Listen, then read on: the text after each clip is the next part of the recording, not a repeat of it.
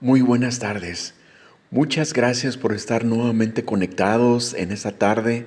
Bendito sea Dios porque por medio de su palabra aprendemos tantas cosas que nos traen conocimiento y nos traen experiencia y nos traen seguridad para nuestra vida. En este seminario tan especial que estamos llevando a cabo en estos días en Shabbat, seminarios bíblicos. Este seminario titulado Las 7 peores adversidades que perjudican a los cristianos. El día de hoy comenzamos con la primera adversidad que tenemos todos los días los cristianos, que es el capítulo 1, el maligno, el robagosos. Sí, el día de hoy nos toca desenmascarar a este enemigo, a este maligno, conocer sus características, conocer su personalidad, conocer todos los importantes detalles que debemos aprender para estar advertidos, para saber cómo afrontar, pero sobre todo saber de qué manera Dios está con nosotros por medio de este adversario, imponiendo la autoridad de Dios en la vida de nosotros para protegernos, para cuidarnos, para hacernos inmunes a esta clase de adversidades. Por lo tanto, veamos a continuación lo que la palabra de Dios nos enseña en todo este respecto. Póngase cómodo y vamos a lo que dice el contenido de este seminario. El maligno, el robagosos. Muchos pintores y muchas personas que hacen gráficos describen al maligno como una persona funesta, una persona horrible, horripilante realmente. Pero la palabra del Señor enseña algo diferente, que antes de la rebeldía, Él era un ángel de luz, era hermoso, era una criatura bella, una criatura angelical, era un líder general de las huestes celestiales y por lo tanto una gran capacidad y una gran lucidez en su manera de ser. Al ser líder era realmente cautivador y era realmente un ser prácticamente inigualable. Pero después de la rebeldía, Dios lo arrojó de los lugares celestiales y con él una tercera parte de todos los ángeles con él. Y eso fue lamentable, pero sin embargo se convirtió en un enemigo de Dios y al mismo tiempo un enemigo de los hijos de Dios. Lo que nos corresponde a nosotros en este capítulo es describir lo que la palabra del Señor dice de él. En primer lugar, lo define como el Dios de este siglo, aclarando que en esta palabra dice el Dios con D minúscula, el Dios de este siglo, es decir, no tiene nada que ver, no tiene nada de importante con nuestro Dios y Señor. Dice la palabra del Señor en 2 Corintios capítulo 4, verso 4, en los cuales el Dios de este siglo cegó el entendimiento de los incrédulos, para que no les resplandezca la luz del evangelio de la gloria de Cristo, el cual es la imagen de Dios. Como preámbulo de esto, un evangelista internacional comentaba que cuando tratamos de definir una cosa opuesta de la otra, que decimos de la noche, ¿cuál es lo opuesto? El día. De la obscuridad, ¿cuál es lo opuesto? La luz. De lo negro, ¿qué es lo opuesto? Lo blanco, etcétera. Pero cuando decimos de lo opuesto de Dios, Satanás, y no es así, porque no tiene nada que ver con el poder y la magnificencia de Dios, es decir, ni siquiera a los talones de Dios. no tiene nada con qué compararse. Satanás, el príncipe de este siglo, el Dios de este siglo, como dice esta palabra, él era un sirviente de Dios, era un ser angelical, y por su rebeldía, por su soberbia, por su vanidad tan elevada que quiso hacerse como Dios, quiso tener el poder de Dios, Dios lo rechazó y lo expulsó de los lugares celestiales. Pero, ojo, muy importante, Dios le concedió ser el Dios de este siglo, el Dios con minúscula. Y al ser el Dios de este siglo, Dios le concedió una potestad en especial, un poder en especial, limitado, pero al fin un poder. Y eso es importante que debemos conocer. ¿Qué hizo este Dios, el Dios de este siglo, el Dios con minúscula? Número uno, cegó el entendimiento de los incrédulos. Es decir, Dios le concedió el poder para poder cegar a la gente que no cree en Dios. ¿Y con qué propósito lo cegó? Dice, para que no les resplandezca la luz del evangelio de la gloria de Cristo. Dice, el cual es la imagen de Dios, es decir, Cristo es la imagen de Dios. Eso que nos queda completamente claro. Pero Dios le concedió un poder de cegar el entendimiento de los incrédulos para que no penetre en sus vidas la luz del evangelio de la gloria de Cristo. Eso es sumamente importante. Entonces, cuando nosotros vemos que por más que le hables del evangelio a una persona, parece que no penetra el entendimiento, parece que no penetra la lógica, parece que no penetra la comprensión y la aceptación de Cristo, es por una razón, porque el enemigo les ha cegado y no penetra, es decir, es impermeable hacia ellos la luz del evangelio de Cristo. ¡Wow! Ese es un poder importantísimo, mis hermanos. Por eso también la misma palabra ahora en Efesios capítulo 2, verso 2, lo define al enemigo como el príncipe de la potestad del aire. Dice Efesios 2:2, en los cuales anduvisteis en otro tiempo, siguiendo la corriente de este mundo, conforme al príncipe de la potestad del aire, el espíritu que ahora opera en los hijos de desobediencia. Mis hermanos, usted y yo estábamos en esa corriente, estábamos en ese sentir, estábamos conforme con esa potestad del aire, con esa potestad del mundo, con esa corriente del mundo. Y ese era un espíritu que nos invadía a nosotros, que nos reinaba y que opera ahora, en este momento, en los hijos de desobediencia. Usted y yo éramos hijos de desobediencia también. Todo esto para que nos demos cuenta hasta dónde Dios le ha permitido potestad, hasta dónde Dios ha concedido que tenga poder para cegar y para reinar en el ambiente de este mundo. Eso es muy importante para tomar en cuenta. Y ahora, ¿cuáles son sus características del enemigo?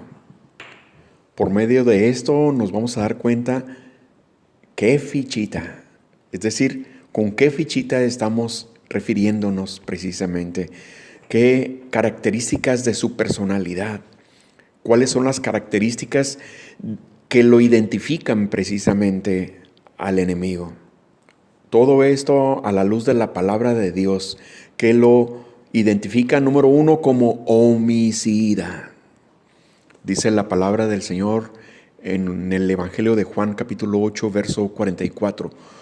Vosotros sois de vuestro padre el diablo, y los deseos de vuestro padre queréis hacer. Él ha sido homicida desde el principio. Es decir, que una de las características de su personalidad es ser homicida. El homicida no tiene compasión. El homicida no tiene corazón para hacer el mal. Qué característica tan importante que identificar en esto. Número 2, también la palabra del Señor lo identifica como mentiroso y padre de mentira. El Evangelio de Juan, en el capítulo 8, verso 44, nos dice la palabra con este respecto. Dice, y no ha permanecido en la verdad, porque no hay verdad en él. Cuando habla mentira, de lo suyo habla, porque es mentiroso y padre de mentira. Es decir, de lo suyo, de adentro, de su personalidad misma, saca esa característica, mentiroso y padre de mentira.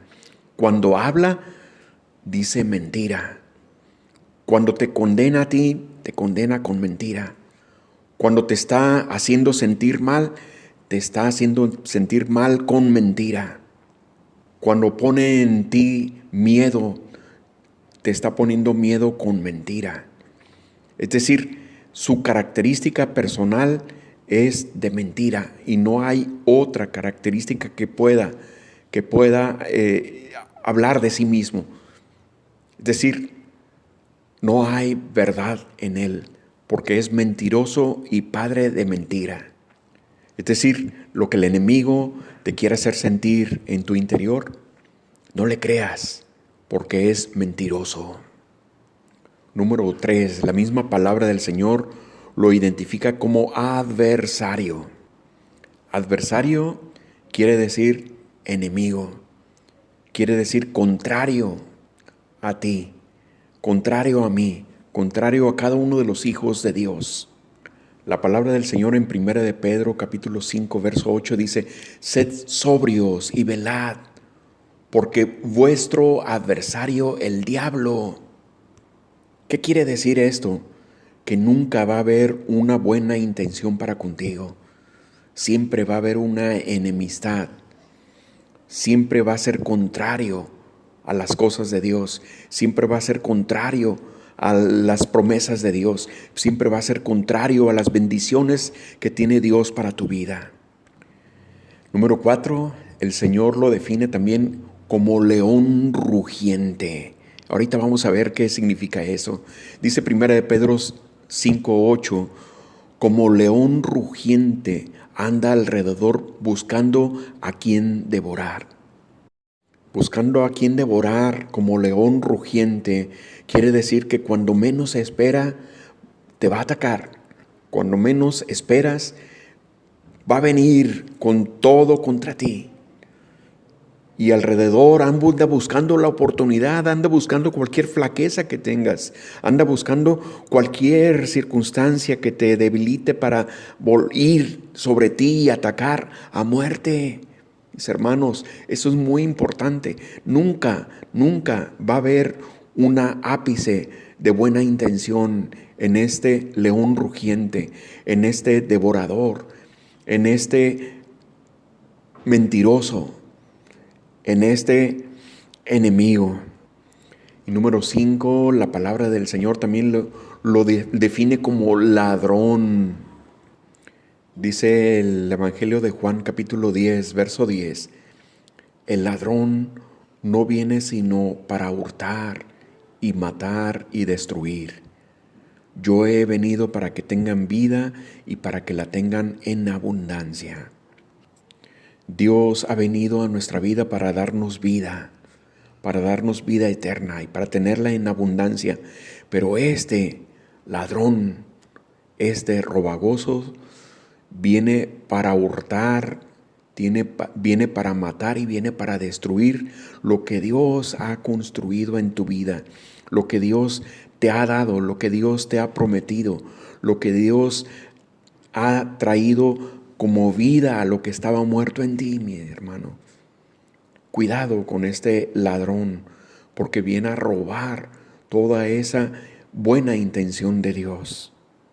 Todo es que todas esas características de su personalidad las va a tener presente cuando se presente junto a ti, cuando se presente aparentemente para decirte verdades, aparentemente para decirte que tiene buenas intenciones, pero no, su característica es completamente definida conforme a la palabra de Dios y tenemos que tenerlo presente, identificar.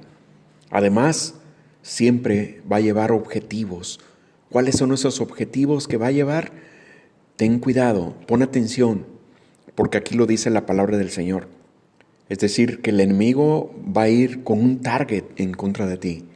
Va a llevar un objetivo claro y preciso con el cual va a querer afectar tu vida. Uno de los grandes objetivos que va a buscar, dice, número 1, buscando a quien devorar. Dice Primera de Pedro, capítulo 5, verso 8. Anda alrededor buscando a quien devorar. Es decir, te va a estar acechando, va a estar buscando cualquier descuido, cualquier oportunidad mínima que tenga para tratar de devorar tu vida. El otro target, el otro objetivo que va a buscar en tu vida, dice número 2, hurtar, matar y destruir. Esos tres verbos tienen una característica muy similar. Primeramente, hurtar, robarte. Número 2, matar, porque es homicida. Y número 3, destruir. Él no va a ir por términos medios. Él va a ir a pelear contigo hasta las últimas consecuencias, hasta acabar con nuestra vida. Esa es su intención. Tenemos que tenerlo perfectamente claro. Dice el Evangelio de Juan, capítulo 10, verso 10. El ladrón no viene sino para hurtar, matar y destruir. Viene porque toda persona tenga una vida miserable. Él no va a ir por términos medios, Él no va a ir con tibieza contra ti, va a ir con todo para lograr sus objetivos en tu vida. Mis hermanos, tenemos que tener perfectamente claro esto. Pero lo más importante que vamos a ver, cómo Dios nos ayuda en todo, cómo Dios nos protege, cómo Dios nos guarda en el hueco de su mano. De modo es que este ángel de luz que describe en el Antiguo Testamento, que era este individuo, un ser celestial, un ser que era líder, sirviente, buen sirviente de Dios, cuando se rebeló, vino a convertirse en todo lo contrario por su soberbia, por su vanidad, por querer ser como Dios. Se entenebreció su mente y vino a ser un ser completamente maligno.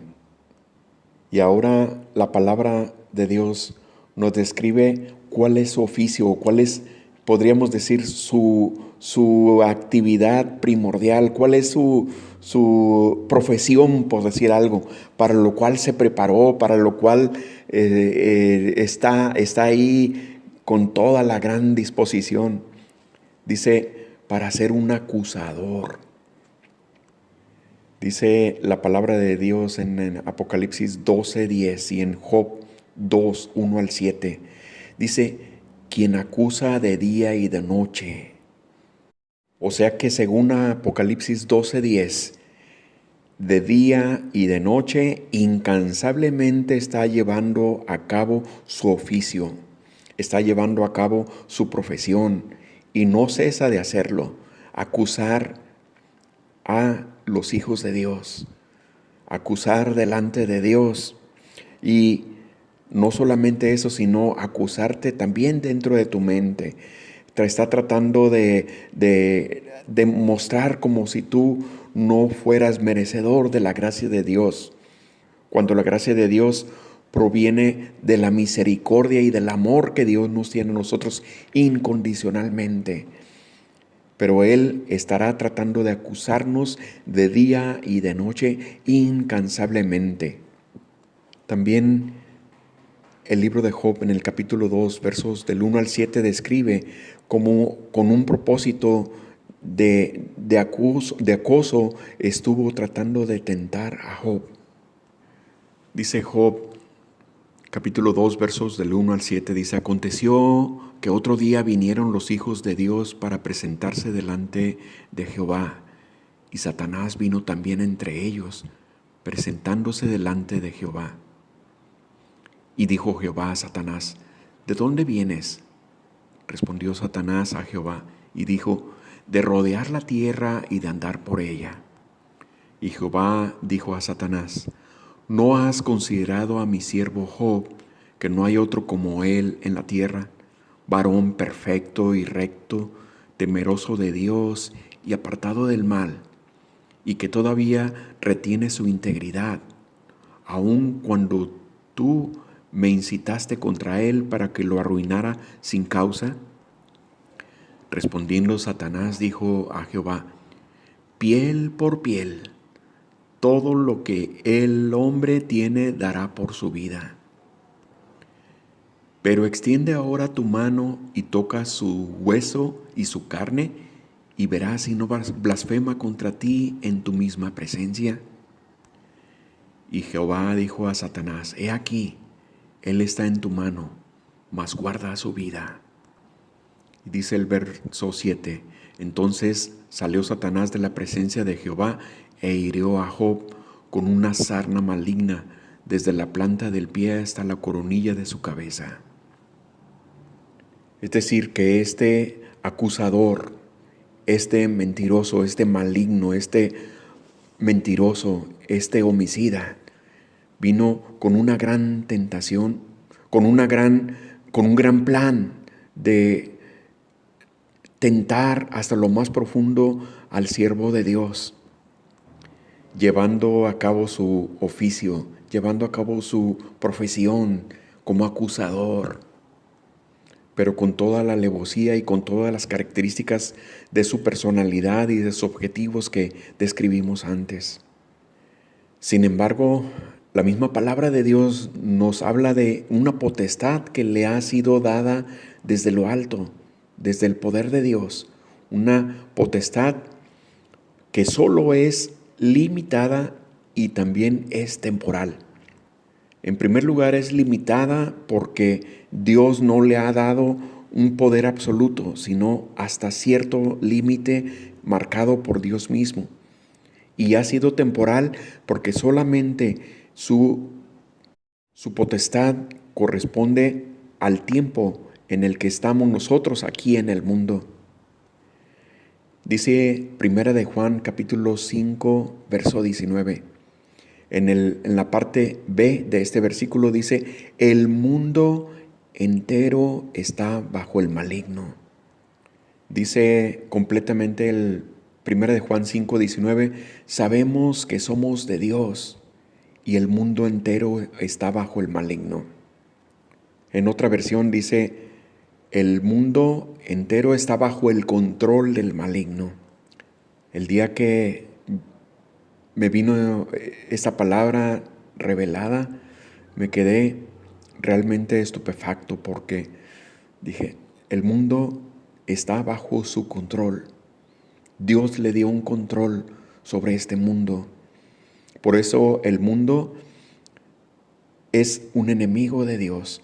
Y nosotros como cristianos no debemos amar el mundo, porque si amamos el mundo, entonces amamos al líder que ha puesto Dios delante del mundo, que es este enemigo que tiene una potestad temporal en esta vida. Por eso debemos tener completamente presente que los enemigos de Dios son enemigos de nosotros, de los cristianos, de los creyentes. Para concluir lo antes visto, hablando de estos enemigos de Dios, que son el mundo, porque el mundo está bajo el control del maligno.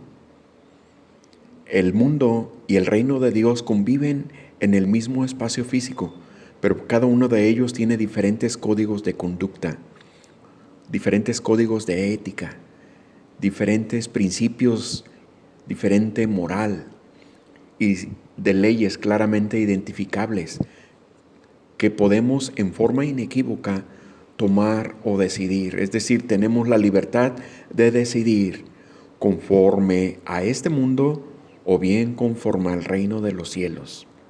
Dios nos ha dado esa libertad, el libre albedrío para decidir qué es lo que vamos a seguir voluntariamente. Pero ojo, la palabra de Dios en el libro de Santiago, capítulo 4, verso 4, nos dice que cualquiera que se quiera hacer amigo del mundo se constituye enemigo de Dios. El maligno, quien claramente en la Biblia lo define como homicida, mentiroso y padre de mentira, engañador y calificativos tales como traicionero y perverso.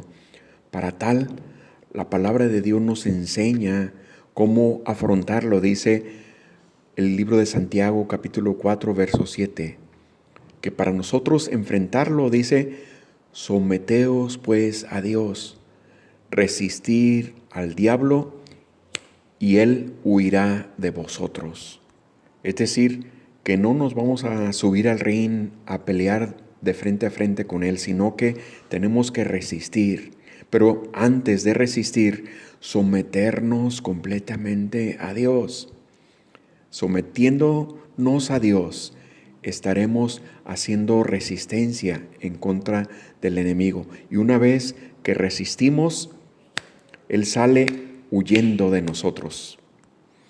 Y debemos tener presente siempre que haciendo propias las promesas de Dios para salir triunfantes, triunfadores, como dice en Romanos 8:31.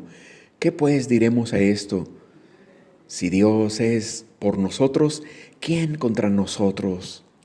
En todo debemos tener perfectamente presente: Dios con nosotros, ¿quién estará contra nosotros?